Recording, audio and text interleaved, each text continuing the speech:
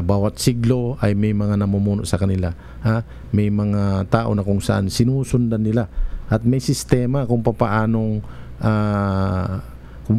yung pagpapairal ng pamumuno na kung saan ito ay base sa moralidad, nakatungtong sa moral na pamamaraan, na kung saan the highest morality na ang kanilang pinapairal yung batas ng dakilang tagapaglikha na doon sila sumusunod sa mga naunang panahon.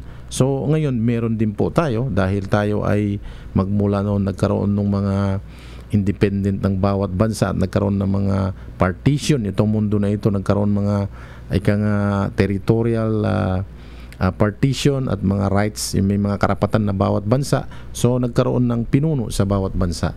Hindi yan malayo, halimbawa sa isang komunidad, yung barangay ng Barangay San Lorenzo halimbawa, mayroong pinuno, barangay captain dyan, barangay San Vicente may pinuno dyan, barangay etc. may pinuno. Maging sa loob ng probinsya, sa bawat munisipyo may pinuno din. Ganon din po sa Pilipinas or sa isang bansa.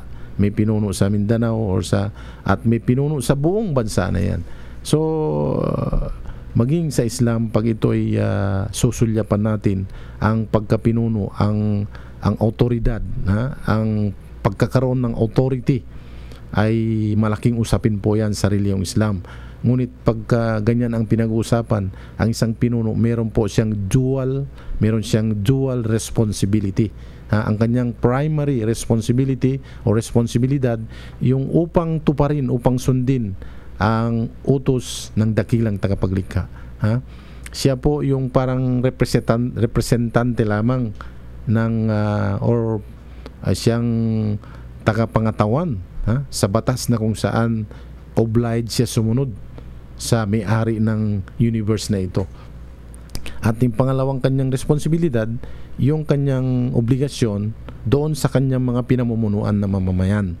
Dapat niya ipairal yung total na just sa kanyang pamumuno, sa kanyang pamamaraan, na upang ito'y maging moral na nakapatong doon o nakatungtong yung kanyang sistema ng pamamalakad doon sa moral na sistema na kung saan yung responsibility niya sa dakilang tagapaglikha ay isang kanyang susundin sa kanyang pamumuno, sa kanyang mga pinamumunuan. So ganun po sa Islam. So katulad ng sinabi natin, ang usaping politika or politics sa Islam ay napakalawak po yan.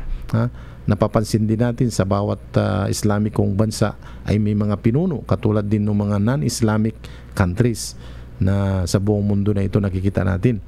So yung nga lang ang slightly difference or pagkakaiba nito, yung politics, yung Islamic politics ay ito yung total obedience doon sa kapangyarihan or pagsunod sa Allah subhanahu wa ta'ala.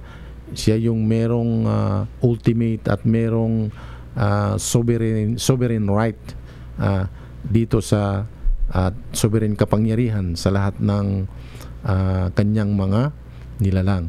So kailangan natin sumunod doon. Sa nakikita nating mga politics sa pangkasalukuyan or sa mga ibang bansa, ito po ay ayon na lamang doon sa kung ano yung ginawa na batas ng tao, na minsan yung ginawa na batas na ginawa ng tao ay maganda rin, ibig sabihin upright, ibig sabihin maraming batas na ginawa ng tao na talagang nagpapakita rin ng justice. Ngunit yung mga nag-execute ng mga batas na yun ang minsan gumagawa ng injustice na hindi nila natutupad, hindi nila naisakatuparan or naipatupad yung ginawang hustisya na batas na ginawa ng tao. More so, yung gawa lang ng tao, pero may mga na namumuno at nag-aangkin na mga exclusive power o kapangyarihan sa kanilang lugar or sa buong mundo or sa bansa, ganon, na yung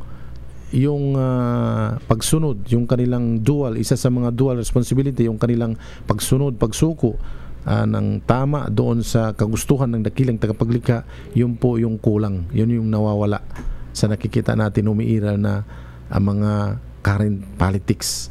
At ayon sa mga modernong pamamaraan ng mga pinuno ngayon, na kung saan ito ay tinatanggihan minsan ng mga iba na nagkaroon, hindi nagkakaroon ng patas na distribution of yung chance na mamuno yung mga iba na may kwalifikasyon upang mamuno.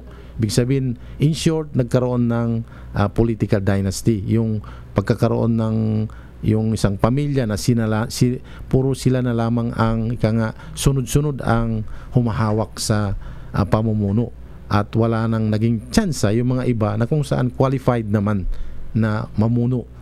Ngunit hindi lang nabibigyan ng pagkakataon. So, yun po yung mga bagay-bagay or mga napapaloob sa mga batas na kung saan ito ay halimbawa ginawa yan ng pinag-uusapan ng United Nations halimbawa, or batas ng bansa tungkol sa right of suffrage or tungkol sa pamumuno ng isang lugar o isang pamumuno ng bansa, na kung saan kailangan po yung distribution of